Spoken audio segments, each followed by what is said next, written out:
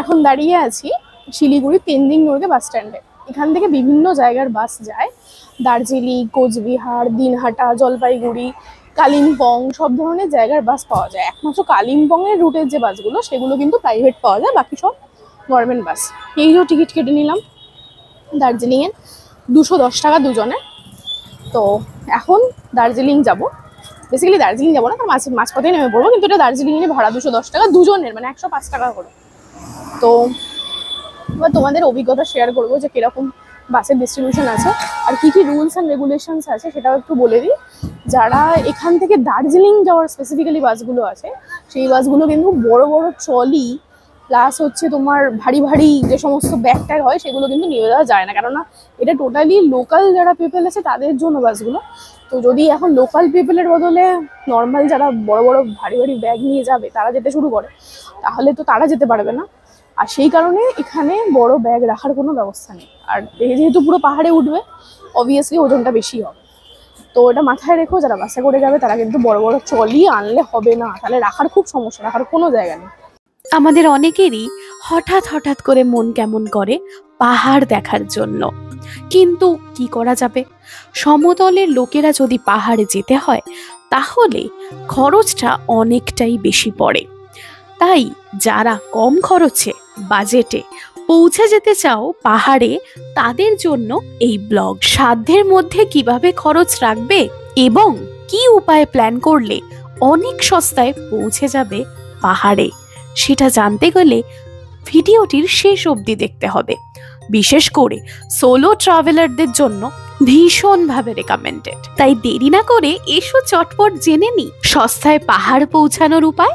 প্রথমেই শিয়ালদা বা হাওড়া থেকে ট্রেন ধরে চলে এসো শিলিগুড়ি বা নিউ জলপাইগুড়ি। সেখান থেকে পেয়ে যাবে অটো, টোটো, বাস, অনেক কিছু, যার মাধ্যমে পৌঁছে যাবে তেনজিং নোরগে বাস স্ট্যান্ড।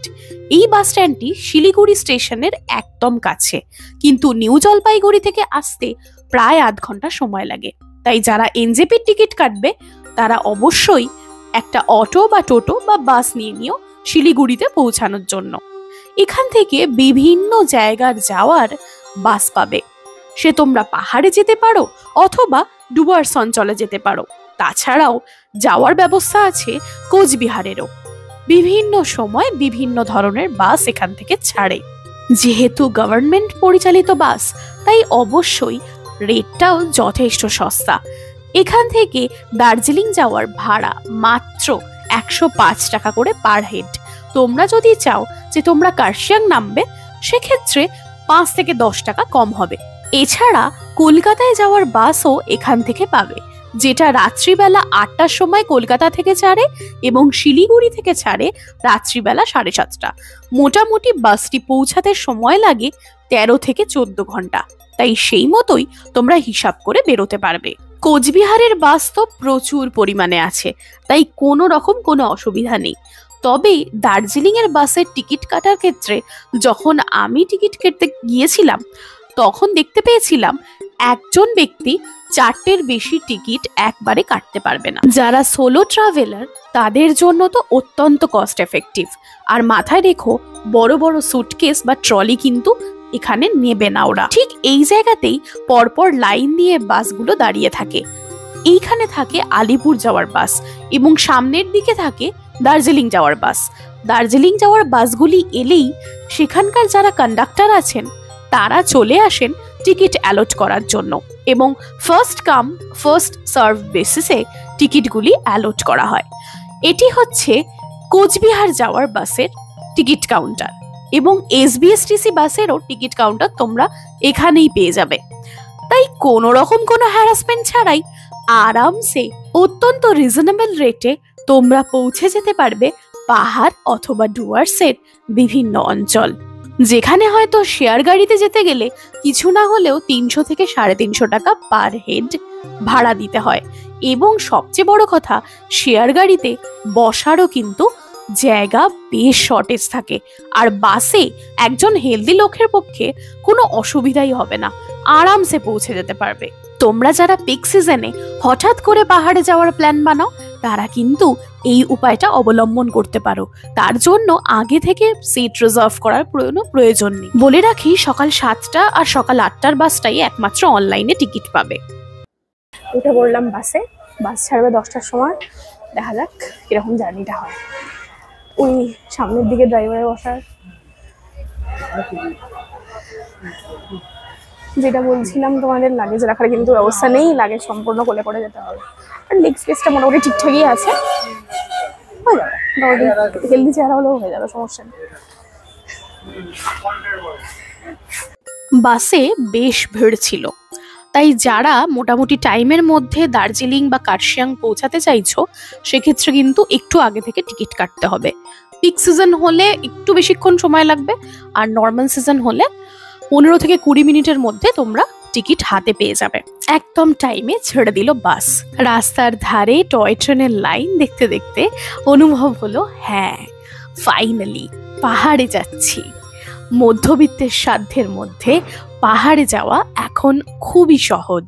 রোহিণীর আগে পর্যন্ত সমতল হয়ে আমরা যাব, রোহিণীর পর থেকেই পাহাড়ি এলাকা পাওয়া যাবে। আহা, কি সুন্দর দৃশ্য।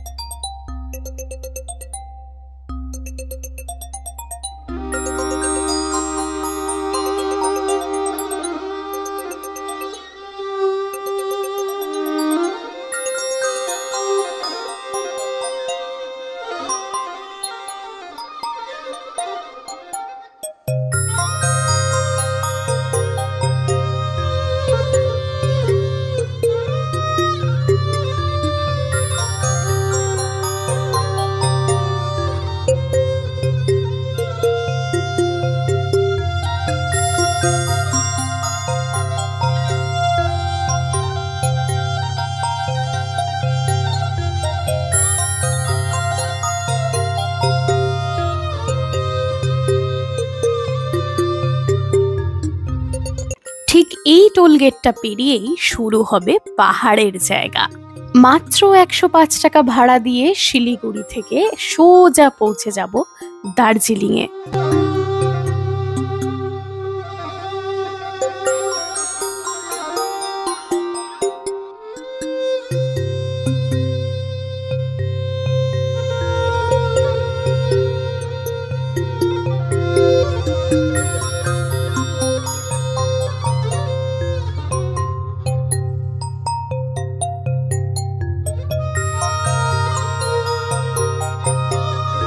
দেখো এখানে একটা ভিউ পয়েন্টে আমরা দাঁড়িয়েছি।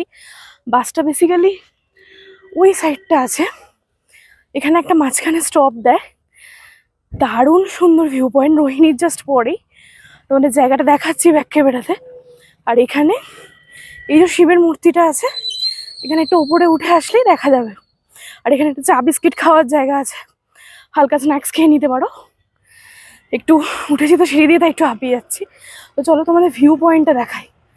এই দৃশ্য দেখে মনে পড়ে যায় সেই কবিতাটা, অনেকদিন থেকেই আমার একটা পাহাড় কেনার শখ, কিন্তু পাহাড় কি বিক্রি করে তা ঠিক জানি না। যদি তার দেখা পেতাম, দামের জন্য আটকাতো না। আমার নিজস্ব একটা নদী আছে, সেটা দিয়ে দিতাম পাহাড়টার বদলে। কেনা জানে পাহাড়ের চেয়ে নদীর দামই বেশি, পাহাড় যে স্থানও, নদী বহমান। তবু আমি নদীর বদলে পাহাড়টাই কিনতাম, কারণ আমি ঠকতে চাই। এই রাস্তাটা দিয়ে আমরা এলাম, জাস্ট নিচে থেকে ওইখানে ছিলাম, ওখান থেকে গিয়ে এদিকে এলাম এই সুন্দর জায়গাটাকে ছেড়ে। আর বাসটা দেখো কোথায় দাঁড়িয়ে আছে।